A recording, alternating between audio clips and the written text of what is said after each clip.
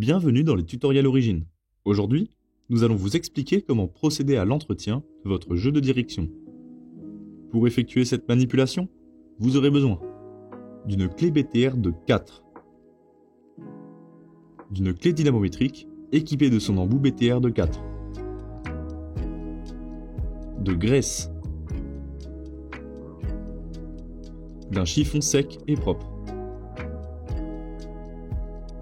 d'une petite sangle.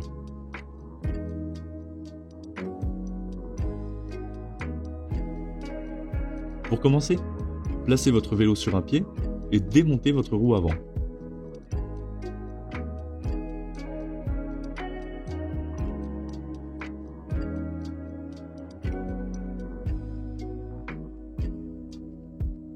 Vous allez maintenant pouvoir commencer l'opération. Munissez-vous de votre sangle et faites un tour entre l'intérieur de votre fourche et l'avant de votre cadre. Cette sangle va permettre d'éviter une chute de votre fourche une fois votre jeu de direction déposé. Vous allez maintenant pouvoir déposer votre potence et le cintre. Pour cela, munissez-vous de votre clé BTR de 4 et dévissez les deux vis situées aux extrémités gauche et droite de votre potence.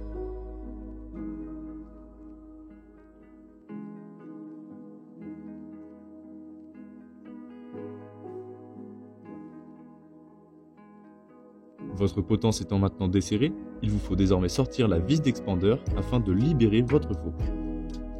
Pour cela, placez votre clé BTR dans l'empreinte de la vis située sur le capot au sommet de votre jeu de direction et dévissez-la. À ce stade, nous vous invitons à prendre une photo de votre montage afin que vous puissiez vous souvenir du sens de montage des différentes pièces de votre direction.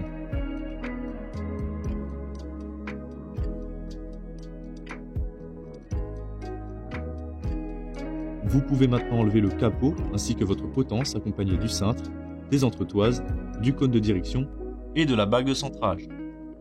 Attention, votre potence et votre cintre sont reliés à la fourche par votre câble ou votre durite de frein avant. Nous vous invitons à la laisser pendre contre votre fourche.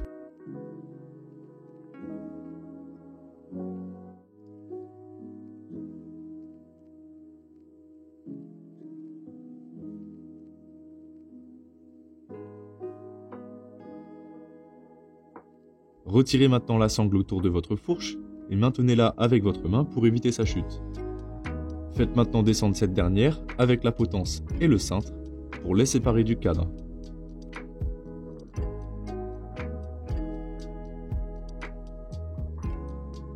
Il ne vous reste plus qu'à ôter les roulements. Si celui-ci n'est pas descendu avec la fourche, retirez également le roulement inférieur. Votre jeu de direction est désormais complètement démonté.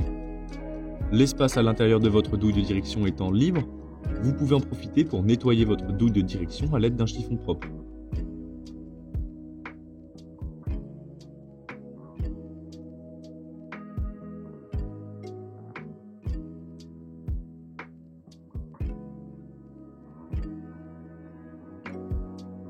Profitez-en pour nettoyer également vos roulements, cela aidera à prolonger leur durée de vie.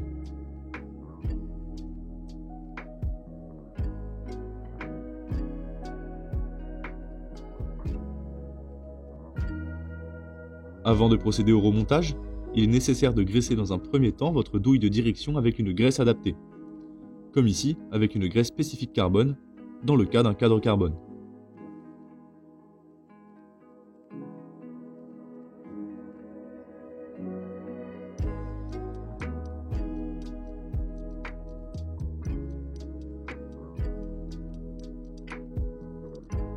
Appliquez également de la graisse sur vos roulements. Cette manipulation garantit une parfaite fluidité de fonctionnement, une optimisation de la durée de vie et une protection contre l'humidité.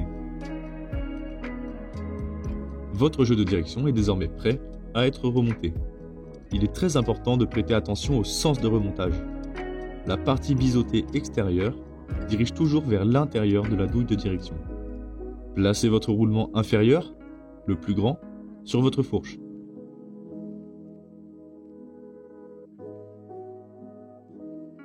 Puis placez le roulement supérieur, le plus petit, sur votre cadre.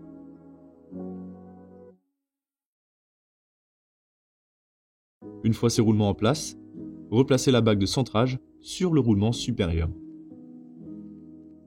Vous pouvez désormais remettre en place votre fourche. Pour cela, faites-la glisser du bas vers le haut et maintenez-la avec une main afin de prévenir toute chute. Votre fourche a désormais retrouvé sa position. Vous pouvez procéder à la remise en place de la sangle de maintien avant de poursuivre le remontage.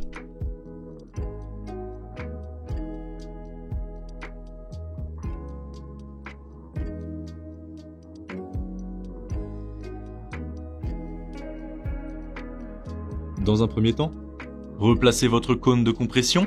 Attention, le cône de compression est difficile à faire glisser contrairement aux autres pièces. Faites-le rentrer en le faisant tourner de gauche à droite tout en poussant vers le bas. Puis vos entretoises. Pour cela, insérez-les du haut vers le bas en faisant attention à ce que tout s'emboîte correctement. Vous pouvez maintenant insérer à nouveau votre potence de la même manière.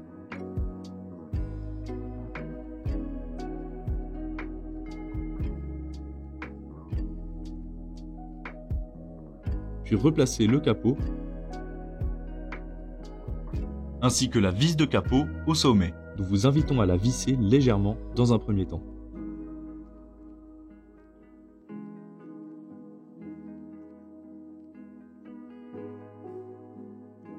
Une fois cette vis remise, vérifiez grâce à la photo faite précédemment que chaque élément se trouve à sa position de départ.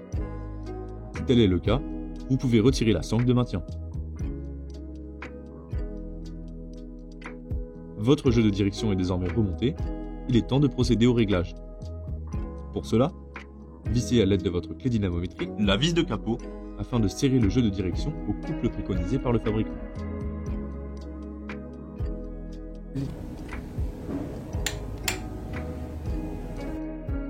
Replacez votre roue avant.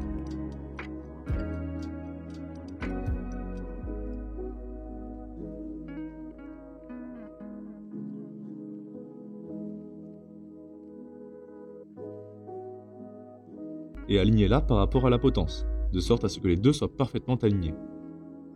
Vous pouvez maintenant procéder au serrage final en vissant les deux vis de potence au couple indiqué sur celle-ci, 4 Nm dans le cas présent.